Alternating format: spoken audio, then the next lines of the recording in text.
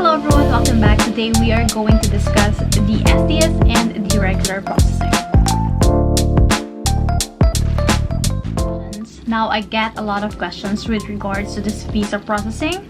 I believe a lot of Filipinos doesn't know about the SDS or the student direct stream, which is why today we are going to discuss what is this about and what countries are eligible for this stream. So again, first we are going to define the regular and the SDS processing, and then we will compare the two.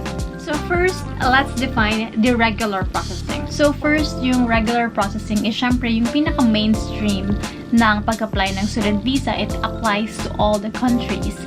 But for the SDS processing, there's only few countries who are eligible in this type of stream. So this SDS program or student direct stream is designed to get a faster student permit on the partner countries in Asia and Africa.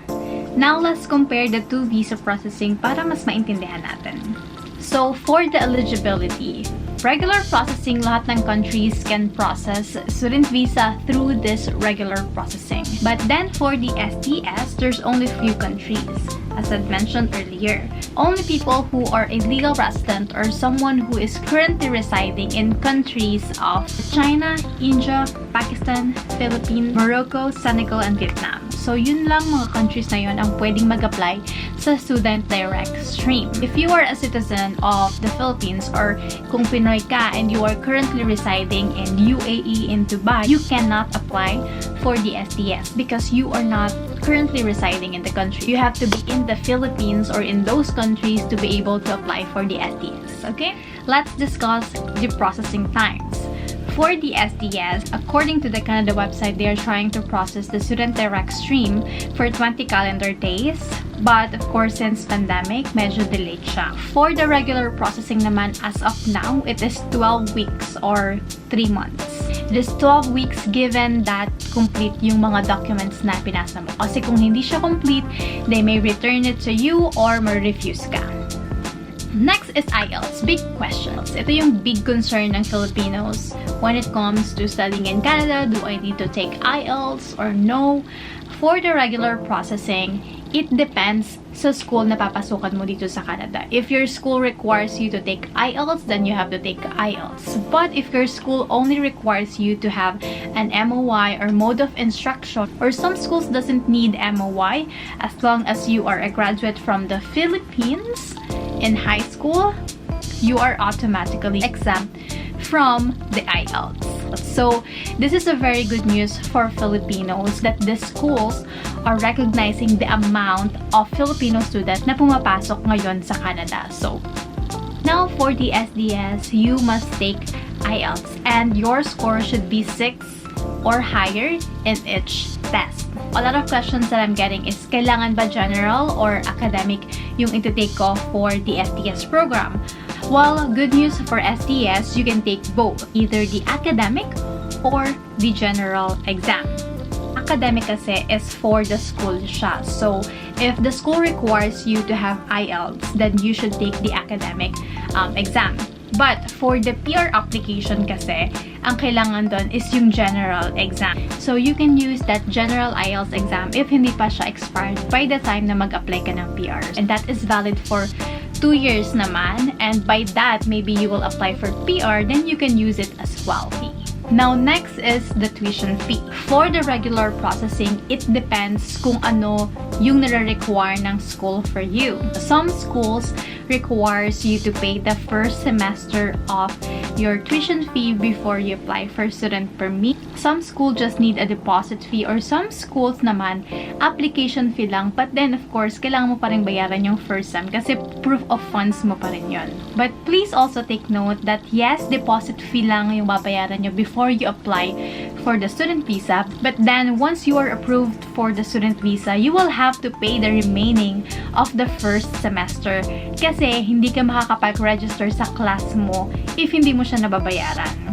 So, walang pay later scheme na ganun dito sa Canada. Unless meron silang installment plan, pero walang like super free lahat.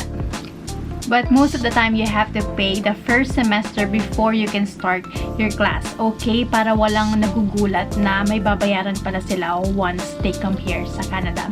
Now, for the SDS, you have to pay the first year of the program. So, kailangan full payment siya. Although some schools, meron silang bracket ng payment for the whole year para makapag-apply ka ng SDS.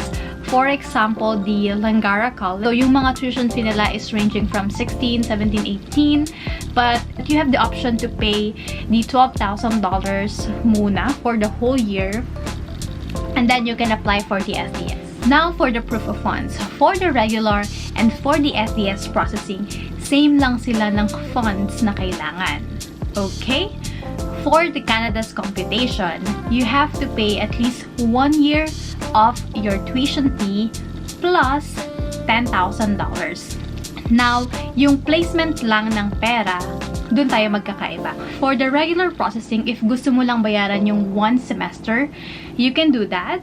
But the remaining of the tuition fee, which is yung second semester plus yung computation or yung conversion ng $10,000, should be on your show money. For the SDS naman, since it's required to pay for the whole year of the tuition fee, now yung $10,000 na natitira is you have to put it on the GIC or the Guaranteed Investment Certificate. So, yung $10,000 is kailangan mo siyang ilagay sa bangko sa Canada. Not show money in the Philippines, but sa bangko sa Canada. And that is your show money. Yun lang yung kailangan nyo. Yun lang yung computation na gusto ng Canada for you. Yes, I understand some people love to put more money para mas mataas yung chance na ma-approve sila. That's fine if you wanted to do that. Also, I wanted to add, since hindi naman required mag-open ng GIC account sa regular process na required sa SDS, you can also open a GIC in regular processing. Some people do that. Nag-open sila ng bank account dito sa Canada,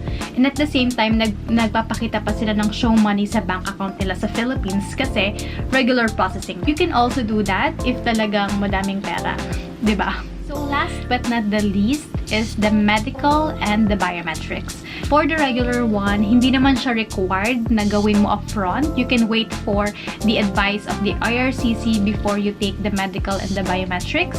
But you can also do the upfront. For the SDS naman, required siya. You have to do the upfront medical and the upfront biometrics. So, and that's it. Those are the important things that you have to know or understand when it comes to the regular and the SDS or the student direct stream visa processing. If you have any questions, just comment it down below. You can also join our Filipino International Student Group on the link below or message Yes Study Philippines for a free consultation in studying in Canada. If you've learned from this video, please don't forget to hit like, subscribe, and hit that notification bell. See you in the next one. Bye!